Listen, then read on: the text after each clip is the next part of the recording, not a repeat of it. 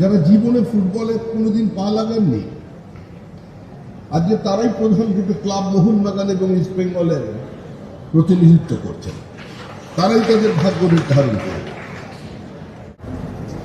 সেখানে আমরা আপনাদের সামনে প্রতিশ্রুতিবদ্ধ ছিলাম যে ক্রীড়াবিদরাই ক্লাব পরিচালনা করবে।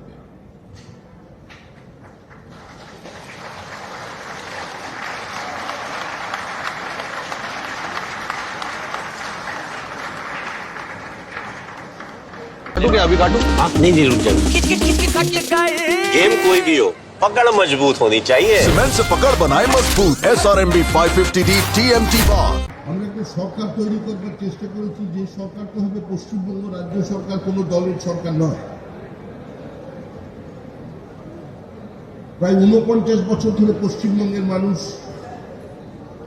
দুটো সরকারকে দেখেছে, যে সরকারের সমাজের প্রত্যেকটি অংশে একটা রাজনৈতিক অনুপ্রবেশ ঘটিয়ে দিয়েছে। রাজনীতির একটা নিজস্ব ধর্ম আছে। রাজনীতি সর্বব্যাপী হতে চায় এবং সর্বগ্রাসী হতে চায়, কিন্তু সর্বগ্রাসী না হয়ে যদি সর্বস্পর্শী করা যায়, সেটাই আমাদের একমাত্র লক্ষ্য। পশ্চিমবঙ্গ সরকারকে এই মুহূর্তে যারা আছেন, সেই সরকারকে কোনো দল কোনো নির্দেশ দেবে না। আপনাদের রোয়িং ক্লাবের কে প্রেসিডেন্ট হবেন, কে প্রেসিডেন্ট হবেন না, আপনারা কিভাবে আপনাদের ক্লাবকে পরিচালনা করবেন, সেক্ষেত্রে কোনো রাজনীতির হস্তক্ষেপ থাকবে না। এটাই আমাদের একমাত্র কাজ।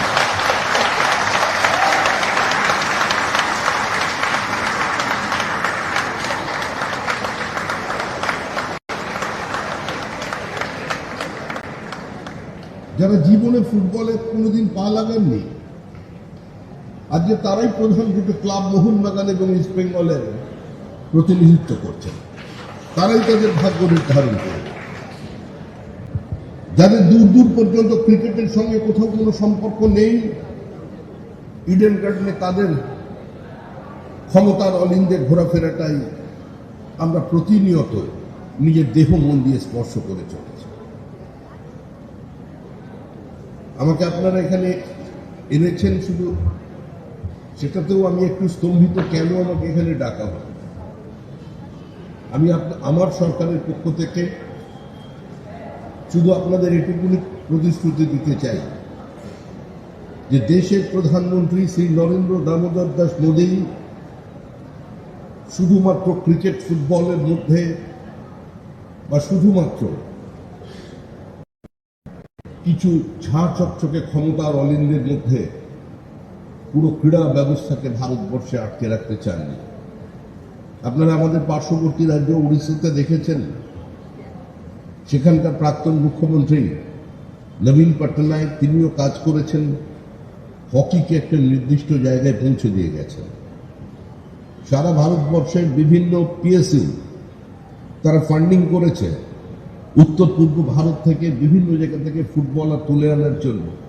একদম ছোটবেলা থেকে তাদের শিক্ষা, তাদের সম্পূর্ণ জীবনযাপনের দায়িত্ব নিয়ে তারা সেখানে ক্যাম্প তৈরি করেছেন। আমরাও চাইব যে সাধারণত যে খেলাগুলোকে নিয়ে মানুষ খুব একটা বেশি উৎসাহী থাকে না, কিন্তু যাদের প্রতিভা, যাদের মেধা এবং যাদের শারীরিক ক্ষমতা অন্যান্য ক্রীড়াবিদদের থেকেও বেশি, তারা কিন্তু অবহেলিত থেকে যান, উপেক্ষিত থেকে যান। এই সরকার তাদের পাশে দাঁড়াতে প্রতিশ্রুতিবদ্ধ।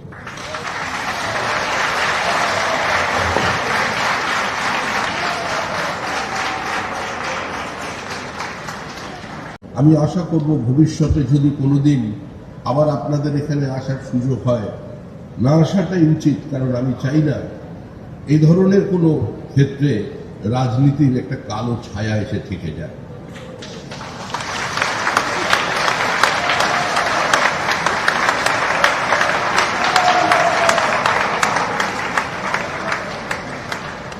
এরপর থেকে যখন প্রোগ্রাম করবেন, তখন প্রয়োজনে যারা দায়িত্ব আছে ক্রীড়ামন্ত্রীকে ডাকবেন, মুখ্যমন্ত্রীকে ডাকবেন, আর না হলে ক্রীড়াবিদকে ডাকবেন, সেটাই একমাত্র আমাদের কাছে কাম্য।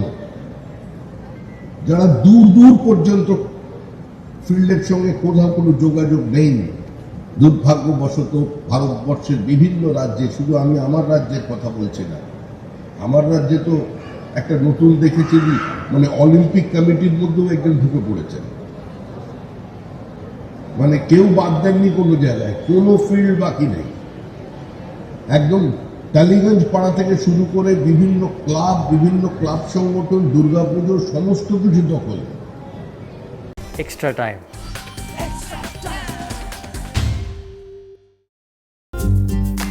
লেটেস্ট নিউজ আর এক্সক্লুসিভ ভিডিওর সঙ্গে আপডেট থাকতে এখনই সাবস্ক্রাইব করুন আমাদের ইউটিউব চ্যানেল।